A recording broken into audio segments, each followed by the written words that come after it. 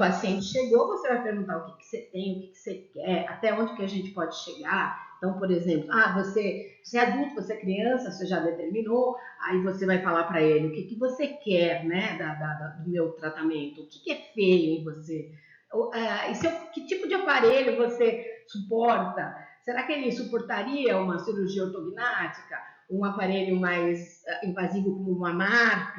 Então, você tem que tatear esse paciente para saber o limite de dor e de medo que ele tem, para que a gente possa aplicar o método que a gente tem de ortodontia, as mecânicas, as técnicas mais fáceis, para que esse paciente não fique assustado ou então desista do tratamento, porque ele é um paciente que não serve para aquele tipo de tratamento. Ou uma criança que não é cooperadora. Então você tem que começar, ela não usa aparelho móvel, então você já pensa num aparelho fixo. Então essas coisas você vai ter que extrair do paciente no dia do exame clínico. Aí, extraindo as queixas, vendo bonitinho, aí o que a gente vai fazer? A gente tem que saber com o que a gente está lidando, quais são os problemas dentários funcionais que esse paciente tem. Uma interposição lingual, uma mordida cruzada postural, um apinhamento dentário, uma classe 3 esquelética, uma criança com interposição lingual, uma interposição labial, de protrusão. Então, aí, nesse exame, na cadeira, você já vai ter ideias, que é um problema estético, mais dentário e funcional, você vai ter ideia de com quem você está se metendo, ou seja, que paciente é esse, o que você tem que fazer. Isso já vai te dando um indício do que você precisa fazer com ele, ou para ele. Aí, pessoal, a gente vai receber a documentação, as fotos, e vamos verificar os problemas patológicos na panorâmica, vamos ver se realmente tem problema esquelético com o traçado que depende do tipo do paciente. Se for um paciente adulto, pode ser um traçado USP, mas que para criança sempre é o ideal, né, McNamara, com um pouco de Ricketts. Aí você vai ver se realmente ele tem uma protrusão mandibular, um maxilar ou uma deficiência. Você vai confirmar na foto, a forma que ele saiu, se realmente ele fecha os lábios, se ele não fecha, se ele tem alguma diferença, alguma simetria na face. Aí com tudo isso, né, com essa documentação e mais com tudo que você viu na cadeira na primeira consulta, você vai preencher essa ficha com os problemas que você já resumiu, né, problemas, queixa principal, problemas dentários, problemas esqueléticos, problemas funcionais, resumidamente, e aí você está pronta para fazer um diagnóstico. Você vai juntar cada coisinha que tem em cada problema e vai relatar para o paciente, você tem isso, isso, isso. Essa ficha te ajuda a você ver cada coisa que estava errado nesses exames e você pode colocar no diagnóstico do paciente, no problema do paciente, tudo que você viu nesses exames. Depois você consegue fazer o planejamento do caso, porque você já sabe o problema totalmente, e ainda, com isso, você pode colocar as restrições do tratamento, o que pode dar errado, aonde você não consegue chegar, o que ele quer e você não consegue, você pode pôr todas essas restrições e fazer o consentimento informado para que ele assine. Aí, então, a gente vai para o nosso outro fluxograma, que resume tudo isso que eu falei, né? E assim, o que eu falo é que você tendo esse fluxograma na mão, você lembra de tudo isso que eu falei, mas você tem ele estampado na sua mente, no seu papel, no seu computador, a forma que você tem que seguir, o método que você tem que seguir, para que você com o tempo automatize e já quando chegar um paciente, você vai fazer de forma super simples, né? Então, primeira coisa, como eu falei, se o paciente está em crescimento, se o paciente é adulto.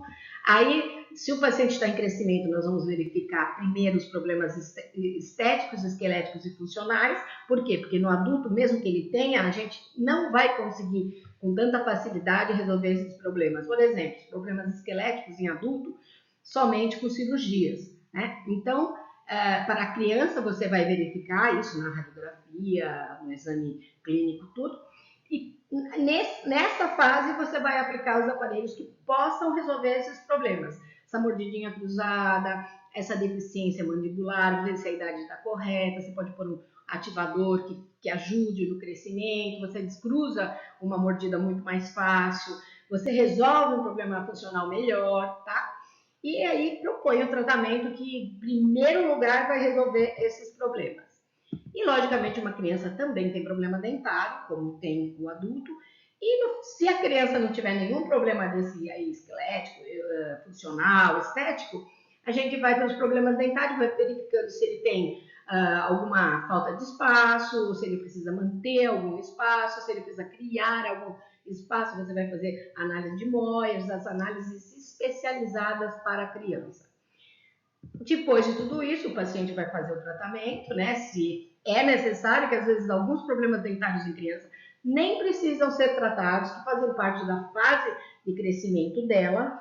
E aí você vai reavalia, depois que você fez isso, e coloca as restrições, né? Olha, eu consegui chegar até aqui, mas eu vou reavaliar, e essa criança, quando tiver esses dentes, os dentes permanentes, é isso que eu não consegui chegar, essas restrições nós vamos fazer quando ele estiver mais adulto. Então, nós vamos fazer com tratamento de ortodontia fixa, tá? Aí, se chegar um adulto propriamente, né, sem ser uma criança, você vai direto para o problema dentário, a não ser que seja um paciente que já vem se queixando que ele tem uma mandíbula grande. Então, aí você já saiu da ortodontia convencional para nós, né? Não que não seja convencional. Mas aí você vai falar para ele, bom, você tem esse problema e a única forma da gente corrigir é fazendo cirurgia ortognática. Então, você já vai separar ele desse bolo, né? E se ele não quiser fazer cirurgia, você pode fazer uma dissimulação, mas as restrições da dissimulação são muitas, porque nunca vai ficar ideal o tratamento. Aí no adulto nós vamos ver, então, principalmente os problemas dentários, né? E aí esses problemas dentários devem ser tratados de forma em cascata, como nós tínhamos falado do método, ou seja, uma fase tem que terminar para começar outra. Então você tem que começar pela fase certa e seguindo a cascata, que é o que o nosso método fala. Então a primeira coisa que se trata são os problemas transversais, como as mordidas cruzadas bilaterais, mordidas cruzadas unilaterais, mordidas cruzadas em classe 1, que não sejam esqueléticas, né? Aí, mesmo assim, uma mordida cruzada unilateral, você tem que verificar se ela é postural, se ela é dentro alveolar. Depois você vai para os problemas verticais. Aí, nos problemas verticais, você vai tratar as mordidas abertas anteriores e as sobremordidas. Depois você vai verificar se os espaços estão corretos, né? Aí você vai ver se existe algum apinhamento, se precisa fazer uma recuperação de espaço, uma manutenção de espaço ou até uma extração, no caso do aparelho. E os problemas sagitais no final, a última coisa que a gente trata antes da gente propriamente chegar no aparelho fixo, na montagem do aparelho fixo com as fases do aparelho fixo. Então, aí os problemas sagitais seriam a sobressalência e a mordida cruzada anterior. E aí sim, né, com classe 3 de Engel, a gente já indica a cirurgia ortognática, né, ou simulação. Chegando nisso, depois que a gente viu tudo isso nessa cascata, a gente vai para as mecânicas. E as mecânicas, elas serão com aparelho fixo, com alinhadores, que seria a última parte de um tratamento ortodôntico. Pode ser com extração, sem extração. O paciente pode estar em classe 1, 2, 3, você sempre vai tentar chegar na classe 1. E os casos não convencionais, que você vai tentar melhorar da melhor forma possível, e lembrando ao paciente que sempre vai ter alguma restrição.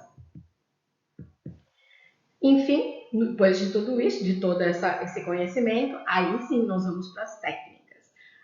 Técnica seria, então, você vai fazer um aparelho Roth com a receita do Roth, você vai fazer um alinhador, que o caso é simples, aí assim você vai abranger as técnicas que existem. Então, na solução dos problemas convencionais, a gente não pode esquecer disso. A primeira coisa é a mordida cruzada e você descruza ela, dependendo da idade, com descruzadores móveis, quando é criança, fixos também para criança, com disjunções quando já é um adulto, com marque e, se não houver jeito, com cirurgia ortognática. As sobremordidas, a gente vai resolver com extrusão de molar ou com intrusão de incisivos, assim como as mordidas abertas, embora as mordidas abertas são mais difíceis de serem tratadas, porque elas podem ser esqueléticas e também, às vezes, precisam ser tratadas com cirurgia ortognática. Aí, o gerenciamento do espaço, acho que essa é a melhor parte, né? Quando a pessoa não tem nada tão difícil, né? Que aí você vai pensar numa recuperação, numa extração, ou segurar o molar num lugar, para que você consiga espaço, mudar ele de lugar, para você ter esse espaço para ter um bom alinhamento. E aí, depois de tudo isso, que a gente viu todas essas fases, a gente vai para as mecânicas, né? Para a mecânica ortodôntica em si, que pode ser sem extração, dependendo do que você usou nessa fase anterior, pode ser com extração de premolares e pode ser com extrações de outros dentes, no caso de casos não convencionais. Tudo isso nós publicamos em 2011 no nosso livro de método, já chamávamos de método Rose. E lá a gente, depois de tantos anos trabalhando na SDOM, dando aula em outras faculdades, nós percebemos, tratamos muito pacientes, né? Como eu falei, mais de 2.000, e a gente foi percebendo quais eram os problemas que os alunos tinham para compreender o caso e para tratar. E como a gente podia lidar com aquele paciente. Então, a gente acabou fazendo esse método, a forma mais fácil do aluno conseguir tratar bem esse paciente. E tivemos sorte, porque, graças a Deus, não tivemos problema nenhum, nem com a gente como dentista particular, e nem no nosso curso, que é uma coisa bem positiva, né? Porque quem tratava nossos pacientes sempre foram nossos alunos.